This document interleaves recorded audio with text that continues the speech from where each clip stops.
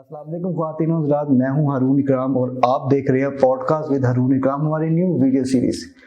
UK में एक पाकिस्तानी लड़का जाता है, उसकी कितनी स्ट्रगल है और वो किस तरह से कामयाब बिजनेसमैन बन के पाकिस्तान दोबारा लौटता है। आज हमारे पास इसी तरह की पर्सनैलिटी मौजूद है। कामरान हनीफ साहब हैं जो कि जेनेक्स ग्रुप ऑफ यूके के फाउंडर है।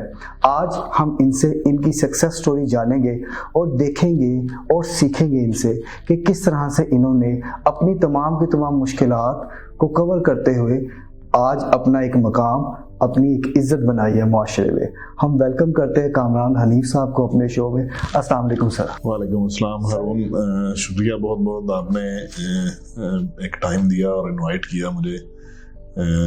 It's been really great pleasure. अच्छा सर, आप अपनी अर्ली स्टेजेस की स्ट्रगल बताएं कि आपने कहाँ से स्टार्ट किया, कहाँ पे आपका जो है आपकी माशाल्लाह से सर की कंट्रीब्यूशन बहुत ज़्यादा है।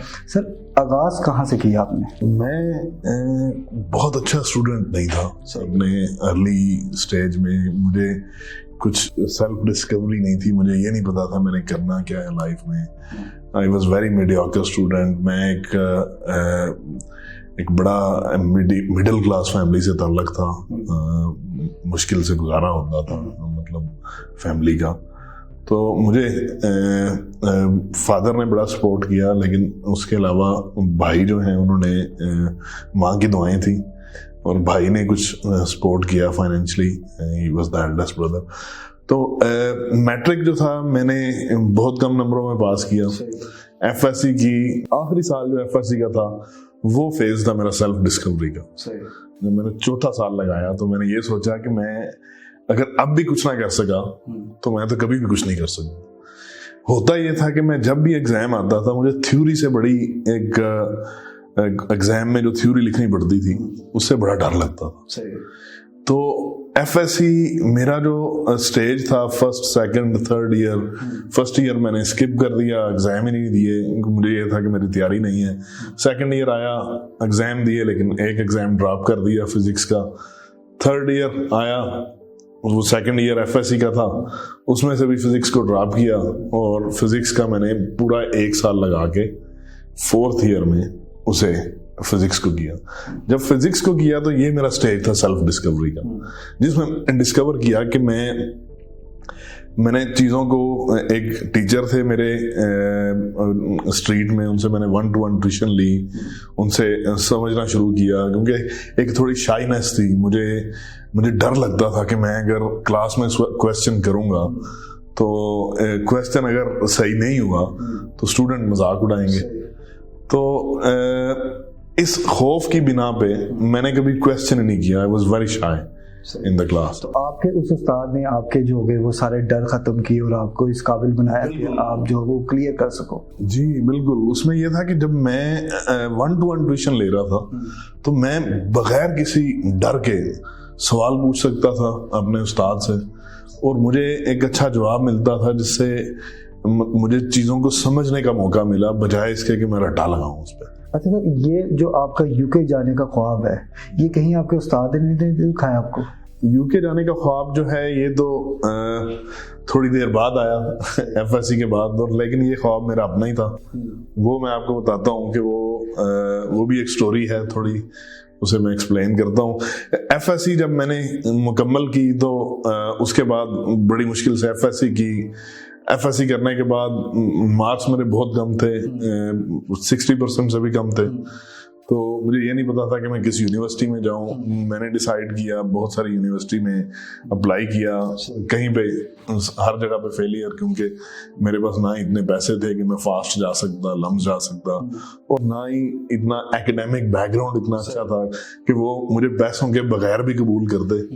तो लिहाजा मुझे ओपन यूनिवर्सिटी मिली जो एक इकोनॉमिकल भी थी और मेरे जो एकेडमिक बैकग्राउंड को भी सूट करती थी।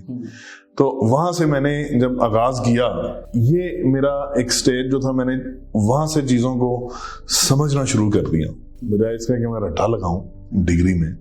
मैंने ये सोचा कि जब तक मैं उसे समझ नहीं सकूंगा मैं प्रैक्टिकल लाइफ में अप्लाई कैसे करूंगा। what is the value of my degree in a practical life if I don't understand it. सही।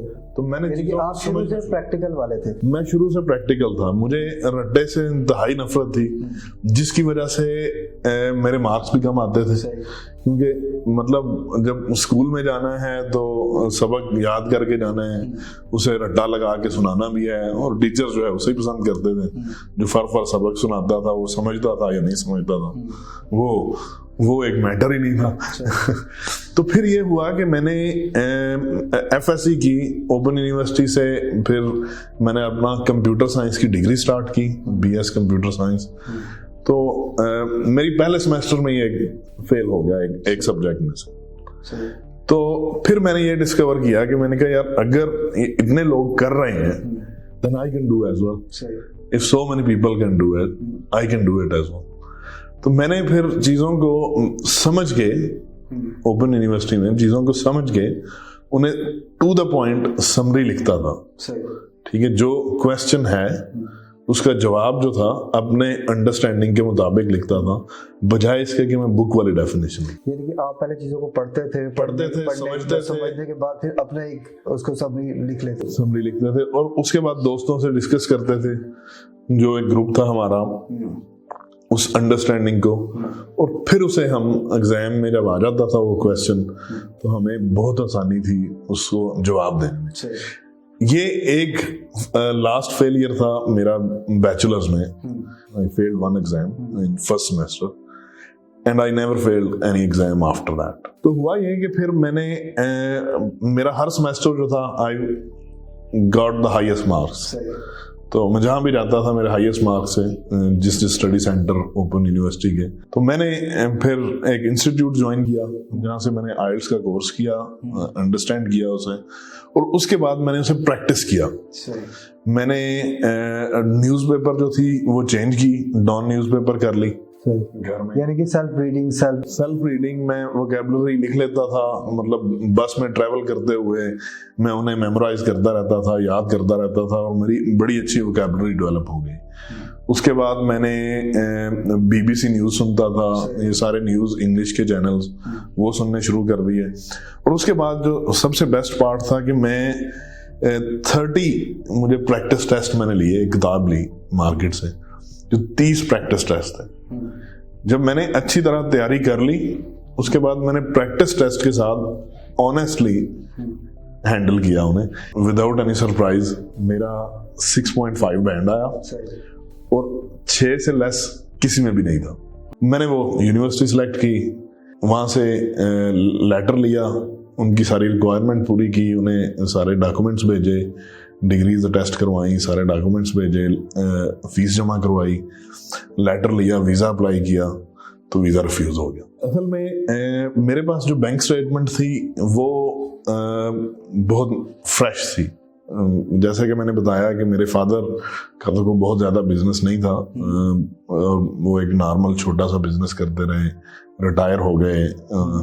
मेरे भाई ने मुझे फिर कुछ पैसे भेजे कि आप ये अपनी पर्सनल स्टेटमेंट में रखो, तो आप अपना स्टडीज़ के लिए वीज़ा अप्लाई करो।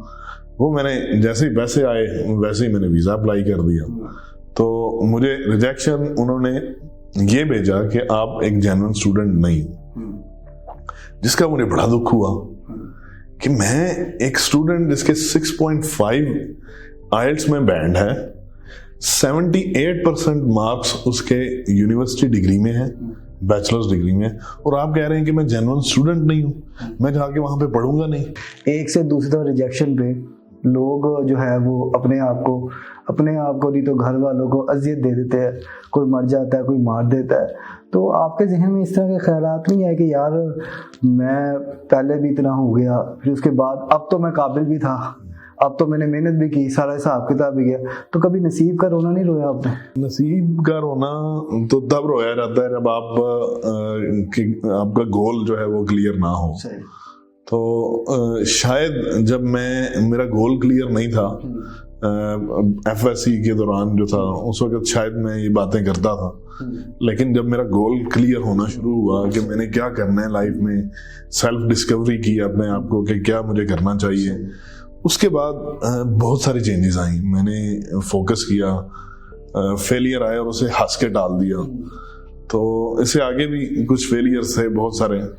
तो जब भी मैं फेल होता था, मेरे दोस्त जो थे, कुछ बड़े अजीज दोस्त, वो परेशान हो जाते थे कि यार आपको कोई दुख नहीं हुआ, और मैं हंसता रहता था।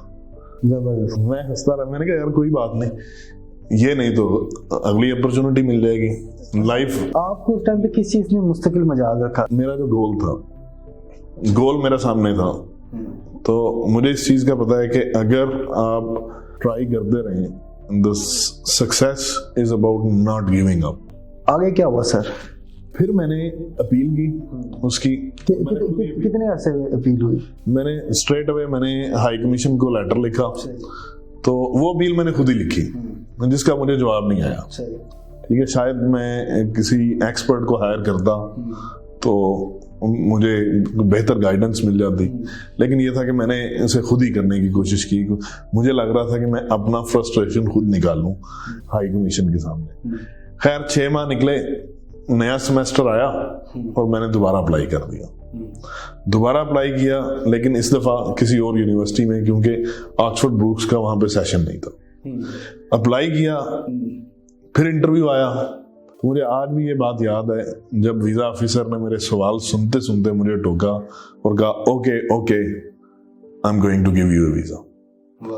मेहनतों का अजर मिल ही गया आखिरकार। यूके गया, इतना बड़ा एयरपोर्ट है, पता ही नहीं है कहाँ जाने।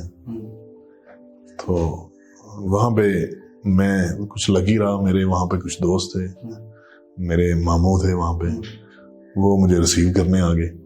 लेकिन इसके बावजूद इतना बड़ा एयरपोर्ट है, वहां पे यही नहीं पता चलता कि वहां पे जाना किधर, बाहर कैसे जाने। खास तौर पे जब आप एक यंग हैं, मुल्क से बाहर कभी नहीं गए, यूनिवर्सिटी में जा रहे हैं, 21-22 साल की उम्र है आपकी, और जाके आप मतलब निकलना चाह रहे हैं। तो कुछ चीज़ें मेरे लिए लकी रहा कि मेरे दोस्त जो थे वो पहले चले गए मेरे से 6 माह पहले, 1 साल पहले, जिन्होंने मुझे बहुत ज़्यादा हेल्प किया, सपोर्ट किया। लेकिन जब वो अकेले थे वहाँ पे, तो उन्हें बहुत सारी मुश्किलात का सामना करना पड़ा। कोई इमोशनल सपोर्ट नहीं थी, उन्हें कोई कंधा नहीं मिलता था जहाँ पे वो सर रख के रो सकें। तो मुझे इस चीज़ का बड़ा फ़ायदा हुआ कि जब मैं वहाँ पे पहुँचा, तो मेरे जो फ्रेंड्स थे उन्होंने अकोमोडेशन ले रखी थी, तो उन्होंने मुझे जॉब में हेल्प की, मुझे पार्ट टाइम जॉब सर्च करने में। तो आपको, क्योंकि मोस्टली तौर पे जब बंदा बाहर के मुल्क जाता है तो उनको बेचारों को बहुत ज़्यादा जॉब करनी पड़ती है। क्या आपके साथ भी ऐसा एक्सपीरियंस हुआ कि 2-2 जॉब, 3-3 जॉब, क्योंकि बाहर के जो है एक्सपेंस ज़्यादा है? तो क्या आपके साथ भी ऐसा ही हुआ कि? जी बिल्कुल। मैं जब यूके गया तो मेरे वहाँ पे दोस्त ने मुझे एक जॉब रेफर कर दी। उनके कुछ जानने वाले थे, उनका टेक अवे रेस्टोरेंट था, वहाँ पे मैंने जॉब की। जाते सारी मुझे वो जॉब मिल गई, क्योंकि मैं लकी था, मेरे दोस्त वहाँ पे थे। उसके बाद मुझे उससे 10-15 दिन के बाद एक और जॉब मिल गई। अब एट टाइम सुपर मार्केट में आप 2 जॉब कर रहे हैं? जी बिल्कुल, मैं 2 जॉब कर रहा था। आज तक मैंने ये घर शेयर नहीं किया था, ये बातें जो है कि मैं वहाँ पे कितना काम करता हूँ। मैं वहाँ पे टोटल 18 घंटे काम करता था। ये पहली जॉब मेरी सुबह 11 से शुरू होके शाम 8 बजे खत्म होती थी, जिसमें मैंने नान ब्रेड भी लगाए, वहाँ पे तंदूर पे नान लगाए। ठीक है, और ये सारे मतलब टॉयलेट साफ किए, ये सारे ऐसे काम भी किए। तो मेहनत की, पैसे कमाता था, हाथ में पैसे मिलते थे। उसके बाद फिर मेरी सेकंड जॉब स्टार्ट होती थी 10 से लेके रात 10 से लेके सुबह 8 बजे तक। मैं 11 से 8 बजे तक एक जॉब करता था। तो 8 बजे जब जॉब से फारिग होता था, 30 मिनट वॉक करके घर आता था। बस का किराया भी नहीं लगाता था कि पैसे सेव हो जाए कुछ। तो 8:30 बजे घर पहुंचता था, 1-1.5 घंटा सोता था, 10 बजे दूसरी जॉब पे चला जाता था जो पूरी रात चलती थी। वो जॉब जो थी मेरी सुबह 8 बजे खत्म होती थी। 8 बजे फिर मैं घर वापस आता था, 8:15 8:30 घर पहुंचता था, 1.5 घंटा सोता था और दोबारा 11 बजे वाली जॉब स्टार्ट हो जाती थी। वहां पे फिर 30 मिनट वॉक करके जाता था। तो ये सफर मेरा चलता रहा 6 माह तक। 6 माह तक आप इतना काम करते? 6 माह मुझे वहाँ पे शायद 3 पाउंड पर आवर देते थे एक जॉब से, और शायद 5.5 पाउंड पर आवर दूसरी जॉब से मिलते थे। फिर मैंने जब ये जॉबें की, फिर मैंने स्टडी जब स्टार्ट की, तो फिर मैंने कम जॉब स्टार्ट करना शुरू कर दी। 20 आवर्स जॉब कर रहा था, स्टडी पे फुल फोकस किया। लेकिन ये हुआ कि और जॉब्स करके मेरा एक जो इंटेलेक्चुअल कैपेबिलिटी है वो काफ़ी कम हुई। यहाँ तक कि मैंने जब डिग्री उसको रिज्यूम करने लगा तो मैं ये चाह रहा था कि मैं टेक्निकल डिग्री ना करूं। मुझे दोस्त ने एडवाइस किया कि ये ज़रूर करें क्योंकि इसका फ़ायदा है टेक्निकल डिग्री का, क्योंकि जॉब सर्च करना आसान है। तो ऐसा ही हुआ, वो एक अच्छा डिसीजन था शायद। तो मैंने फिर दोबारा ऑक्सफोर्ड ब्रूक से डिग्री स्टार्ट की। तो उसके बाद मेरी डिग्री 2006 सितंबर से स्टार्ट हुई, 2007 सितंबर तक चली। डिग्री ख़त्म हुई तो अभी स्किल डेवलपमेंट के लिए आए। हमने कुछ कोर्सेज सर्टिफिकेशंस की जो हमें जॉब के लिए फ़ायदेमंद हो। तो इस करते करते 2008 आ गया।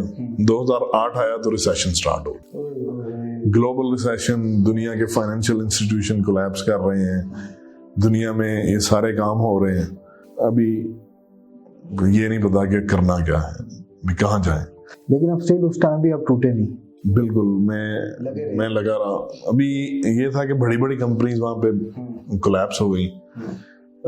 मैंने बहुत सारी सर्च की, सीवीज के बहुत सारे वर्जन बनाए, क्योंकि आप जहाँ जाओ वो कहते हैं कि आपके पास एक्सपीरियंस चाहिए। लेकिन एक्सपीरियंस आएगा कहाँ से? एक्सपीरियंस कहाँ से आएगा जब उनको जॉब ही नहीं देंगे? जॉब ही नहीं देंगे, एक्सपीरियंस कैसे लेंगे? तो फिर मैंने ये किया कि बजाय इसके कि मैं बड़ी कंपनीज को अप्रोच करूं जिनके पास बहुत सारे ऑप्शंस हैं, बड़ी कंपनीज के पास रिसोर्सेज भी ज़्यादा हैं कि वो रिक्रूटमेंट कंसल्टेंसीज को यूज़ करें, एडवर्टाइज करें, जॉब को स्पेंड करें। तो मैंने ये सोचा कि जो छोटी कंपनीज हैं क्यों ना उन्हें अप्रोच किया जाए कि आपके कैरियर के आगाज में छोटी कंपनी से आपको अच्छा एक्सपीरियंस भी होगा और आपको सीखने का मौका भी ज्यादा मिलेगा और शायद वहां पे जॉब ढूंढना भी आसान हो। तो मैंने छोटी कंपनी सर्च करना शुरू कर दी। कुछ दोस्त जो कुछ पुरानी कंपनीज में इंटरव्यूज के लिए अपीयर हुए थे उनका नाम लिया। कुछ और कंपनीज मैंने लिंक्डइन से सर्च की, ठीक है, कि वो जो टेलीकॉम से रिलेटेड कंपनी थी उनका सर्च करके उनकी वेबसाइट पे गए और वहां पे डायरेक्ट सीवी सेंड करना शुरू कर दिया, जो कि बहुत कारआमद साबित हुआ। यानी कि आपने बड़े की जगह पे छोटी को चूज किया और उसमें आपने काम स्टार्ट किया। बिल्कुल, मैंने छोटी कंपनी को चूज करने की कुछ वजूहात थी। नंबर 1 तो वहां पे काम ज्यादा होता है और लर्निंग का ज्यादा मौका मिलता है और बहुत कुछ लर्न करने का मौका मिलता है। एक चीज की बजाय आप बहुत सारी चीजें सीख, मल्टीपल डायमेंशन। उसके बाद मैंने एक कंपनी स्टार्ट किया। मुझे जून 2008 में वो जॉब मिली जो मुझे 20,000 पाउंड के करीब वो जॉब थी। मैंने वो स्टार्ट की और 3 माह बाद उन्होंने रिसेशन का वो भी शिकार हुए। 3 माह बाद उन्होंने मुझे बोला कि बस हम आपको ज्यादा अफोर्ड नहीं कर सकते, पे नहीं कर सकते। तो that was another setback for me. लेकिन आप फिर भी नहीं हारे, आप फिर भी लगे रहे। बिल्कुल, ठीक है, डटे रहे आप। बिल्कुल, मैं 2008 जून में दोबारा स्टार्ट किया जॉब सर्च करनी। सब अक्टूबर 2008 में मुझे एक नई जॉब की ऑफर हो गई जो एक नॉर्थ ऑफ इंग्लैंड में थी। वो भी एक छोटी कंपनी थी लेकिन इससे थोड़ी बड़ी थी।